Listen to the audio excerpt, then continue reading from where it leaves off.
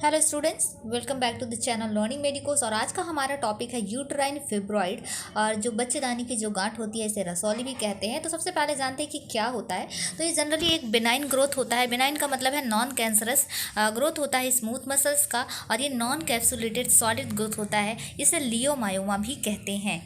इसके बाद हम देखते हैं कि टाइप्स ऑफ फिब्रॉइड। तो depending upon the location of the fibroid जो है हम टाइप्स इसको डिवाइड कर सकते हैं। सब सीरस जो सबसे यूट्रस के सबसे आउटर लेयर या एंटीरियर मार्जिन पे जो होता है। इसके बाद इंट्राम्यूरल जो मायोमेट्रियम या मिड लेयर में होता है। और इसके बाद हम देखेंगे सबम्यूकोसल जो इनर लेयर ऑफ यूट्रस में पाया जाता है। और इसके अलावा पेटंकुलेटेड एक और टाइप होता है जनरली, और ये एंडोमेट्रियम कैविटी में भी हो सकता है, इंट्रा कैविटरी भी हो सकता है, और जो यूट्रस की आउटर लेयर के बाहर भी हो सकता है पेडिकुलेटेड। इसके बाद हम देखेंगे कॉज। तो जनरली अननोन होता है, लेकिन अगर फैमिली हिस्ट्री किसी में देखी जाती है मदर को या सिस्टर को, तो उसको चांसेस होते हैं। इसके अलावा हार्मोनल डिसबैलेंस के कारण भी फिब्रॉइड होने के चांसेस रहते हैं। इसके बाद हम देखते हैं सिम्टम्स। तो सबसे पहले जो है देखते हैं कि स्मॉल फिब्रॉइड्स जो होते हैं जनरली सिम्टम लेस होते हैं, या कभी कभी पता भी नहीं चलता है कि फिब्रॉइड्स हैं, और एक्सीडेंटली डिस्कवर होते हैं। यूएसजी हम कराते हैं किसी और रीजन से, तो उसमें पता चलता है कि फिब्रॉइड है।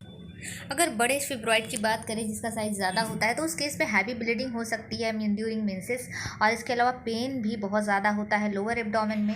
और अगर फिब्रॉइड का साइज़ बहुत बड़ा है तो वो हमें जनरली पर एब्डोमिनल एग्जामिनेशन में पाल्पेबल होता है, या कभी कभी एक्सटर्नली विजिबल होता है। और साथ ही जो बड़े साइज़ के फिब्रॉइड हैं ब्लैडर पे भी प्रेशर डालते हैं, जिसके कारण जो है ये मिक्चुरेशन डिफिकल्टी भी होती है। इसके अलावा हम देखें कि जो छोटे फिब्रॉइड्स हैं कभी कभी इनफर्टिलिटी का रीज़न हो सकते हैं, जिसके कारण प्रेगनेंसी कंसीव होने में दिक्कत हो। और अगर बाई चांस अगर प्रेगनेंसी कंसीव हो जाए तो मिस कैरेज होने के चांसेस भी हैं। लेकिन इसी साथ ये भी देखा गया है कि कभी कभी फिब्रॉइड के साथ भी प्रेगनेंसी होती है, और वो प्रेगनेंसी सक्सेसफुल भी होती है। इसके बाद हम देखेंगे कि पता कैसे चलता है या डायग्नोसिस कैसे होती है। तो जनरली जो है यूएसजी में पता चल जाता है। इसके अलावा सीटी स्कैन, एमआरआई भी जो है इससे पता लगाया जा सकता है कि फिब्रॉइड है। इसके अलावा बड़े साइज़ के फिब्रॉइड जो है पर एब्डोमेन एग्जामिनेशन से भी पता चल जाते हैं।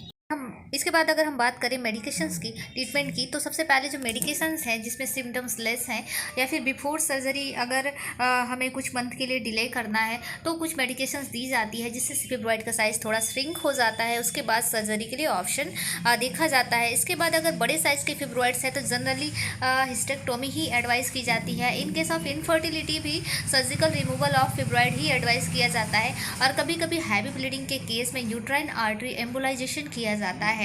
और एज अगर ज़्यादा हो और फैमिली कंप्लीट हो तो हिस्टेक्टोमी ही एडवाइस किया जाता है। तो उम्मीद है कि ये जानकारी फिब्रॉइड के बारे में आपके लिए काफ़ी इन्फॉर्मेटिव रही होगी। अगर वीडियो पसंद आया तो लाइक ज़रूर करें और लोगों तक शेयर करें, और साथ ही चैनल को सब्सक्राइब करना ना भूलें, ताकि मैं जब भी नए वीडियोस अपलोड करूँ सबसे पहले उसकी नोटिफिकेशंस आपको मिल जाएं। धन्यवाद।